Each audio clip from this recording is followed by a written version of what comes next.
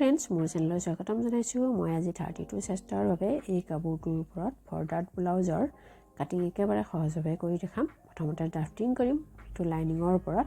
লাইনিংটো এনেকৈ double fold কৰি ৰাখিছোঁ প্ৰথমতে এডাল চিন টানি সমান কৰি ল'ম তলফালে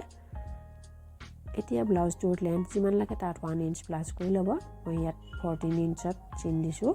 এইটো 13 ইঞ্চত ৰেডি হ'ব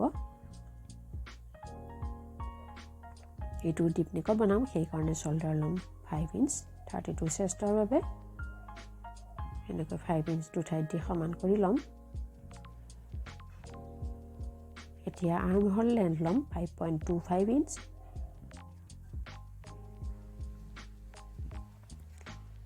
এতিয়া 32 চেষ্টাৰ 4 ভাগৰ এভাগ লম 8 ইঞ্চ যিমান চেষ্টা হয় তাৰ 4 ভাগৰ এভাগ লৈ ল'ব আৰু মাৰ্জিন 1.5 ইঞ্চ ৰাখিছোঁ West 28 হয় তাৰ 4 ভাগৰ এভাগ লৈছোঁ 7 ইঞ্চ 1 ইঞ্চ বেক ডাৰ্টৰ বাবে আৰু 1.5 ইঞ্চ মাৰ্জিনৰ বাবে ভিডিওটো শেষলৈকে চাই থাকিব একেবাৰে সহজভাৱে বুজি পাই যাব ব্লাউজ কাটিং ড্ৰাফটিং ইফালে হাফ ইঞ্চ বেকা কৰি লৈ লৈছোঁ এইটো ডিপ নেক বনাইছোঁ সেইকাৰণে আৰ্ম হোল শেপৰ বাবে এনেকৈ দিয়া হয় শেপটো ভাল আহে আৰু নেক উইথ লৈছোঁ 2 ইঞ্চ বেক নেক লেন্থ লম 9 ইঞ্চ আপুনি ইয়াতকৈ কম বেছি কৰিব পাৰে আৰু তলফালে 2.5 ইঞ্চ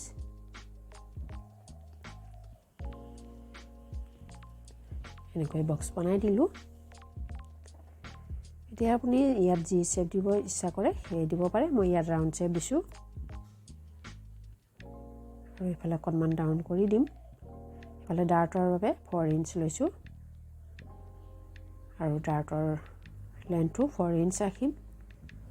এনেকৈ আৰু দুইফালে হাফ ইঞ্চ মানে 1 ইঞ্চৰ ডাৰ্ট হ'ব তেনেদৰে আনটো সাইডৰো একে নিশান লগাই ল'ম এতিয়া কাটিং কৰি ললোঁ বেক পাৰ্টটো আৰু ফিটিং লাইনত কাটিং লগাম এইটো সৰু কাট লগাইছোঁ ফিটিং লাইনটো এতিয়া ফ্ৰন্ট পাৰ্টৰ কাটিং কৰিম এই কাপোৰটোৰ ওপৰত প্ৰথমতে এনেকৈ চেইনডাল টানি সমান কৰি ল'ম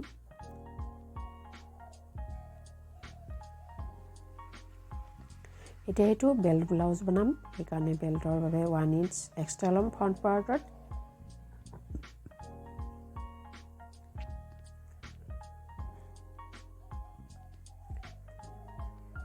এতিয়া এইফালে হুক আৰু কাজপট্টিৰ বাবে হাফ ইঞ্চ ল'ম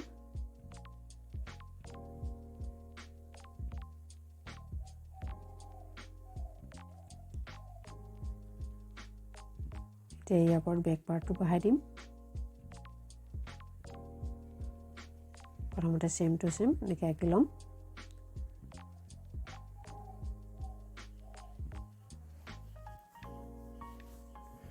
বেক পাৰ্টটো উঠাই দিলোঁ প্ৰথমতে আৰ্ম হোলৰ চিন কেইডাল টানি ল'ম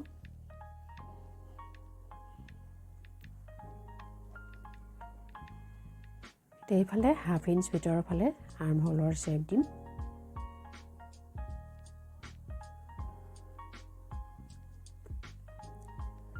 এতিয়া ফ্ৰন্ট নেকটোৰ লেন্থ ল'ম প্ৰথমতে বেল্টৰ বাবে 12 ইঞ্চ ৰাখিছোঁ নেকটো মই পিছত ড্ৰ কৰি দেখাম তো বেল্ট 12 ইঞ্চত লৈছোঁ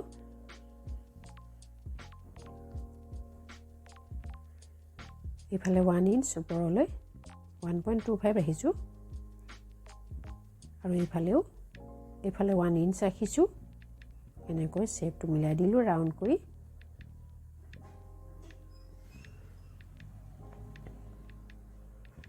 এতিয়া এইফালে 5.5 ইঞ্চ প্ৰথমতে মই 5.5 ইঞ্চত এনেকৈ চিন দি দিলোঁ তাৰপিছত ইয়াৰ পৰা 2 ইঞ্চ কম কৰি দিলোঁ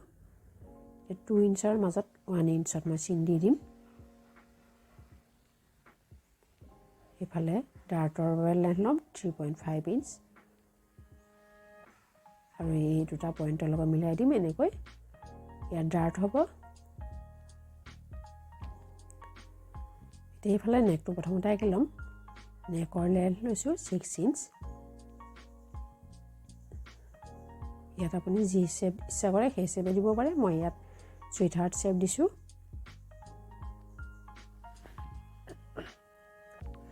এতিয়া এইফালে 2 ইঞ্চ লৈছোঁ তলৰ পৰা আৰু ইয়াত 1/2 ইঞ্চৰ ডাৰ্ট হ'ব ইয়াৰ পৰা ইয়ালৈ গেপ 1.5 ইঞ্চ আৰু ইয়াৰ পৰা ইয়ালৈ গেপটো ৰাখিম 1.5 ইঞ্চ আৰু এইফালৰ পৰা 1 ইঞ্চ এনেকৈ মিলাই দিলোঁ ইয়াতো 1/2 ইঞ্চৰ ডাৰ্ট হ'ব এইফালৰ পৰা 1.5 ইঞ্চ ইয়াতো 1/2 ইঞ্চৰ ডাৰ্ট হ'ব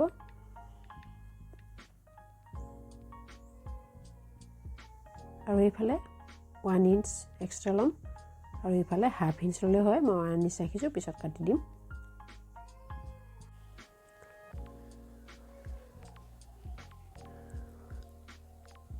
তাৰপিছত এইটো কাটিং কৰি ল'ম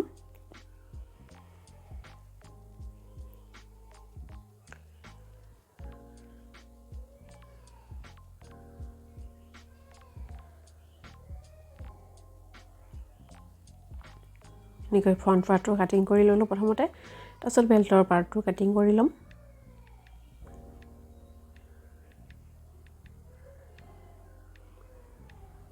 তাৰপিছত এইফালে জইণ্ট আছিলে জইণ্টটো এনেকৈ কাটি খুলি ল'ম তাৰপিছত এইফালেও জইণ্টটো কাটি খুলি ল'লোঁ এইফালে 1 ইঞ্চ বেছি আছে আৰু 1 ইঞ্চ বেছি হয় কাৰণ ফ্ৰণ্ট ছাইডত মই বেছিকৈ দি লৈছিলোঁ ডাৰ্টৰ বাবে এতিয়া এইটো ডাৰ্ট দিয়াৰ পিছত সমান হৈ যাব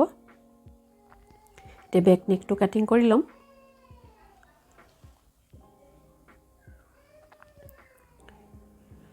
এতিয়া স্লিপছৰ কাটিং কৰিম তাৰ বাবে এইটো ফল্ড কৰি ৰাখিছোঁ দুটা স্লিপছৰ বাবে একেলগে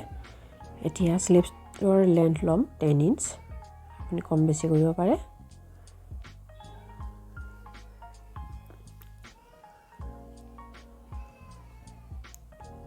এতিয়া স্লিপছটো ডাউন কৰিম 3 ইঞ্চত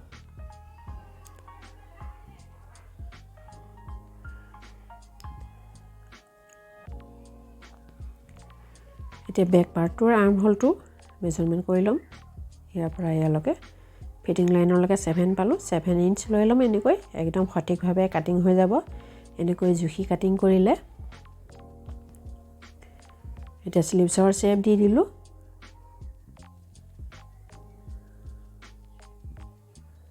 ইফালে 1/2 ইঞ্চ ভিতৰৰ ফালে ফ্ৰণ্ট স্লিপছৰ বাবে শ্বেপ দি দিলোঁ ইফালে 2 ইঞ্চ লৈছোঁ আৰু ইফালে স্লিপছ ৰাউণ্ড 10 হয় তাৰ হাফ লৈছোঁ 5 ইঞ্চ আৰু 1.5 ইঞ্চ মাৰ্জিন এনেকৈ পইণ্ট কেইটা মিলাই ল'লোঁ এতিয়া স্লিপছটো কাটিং কৰি ল'ম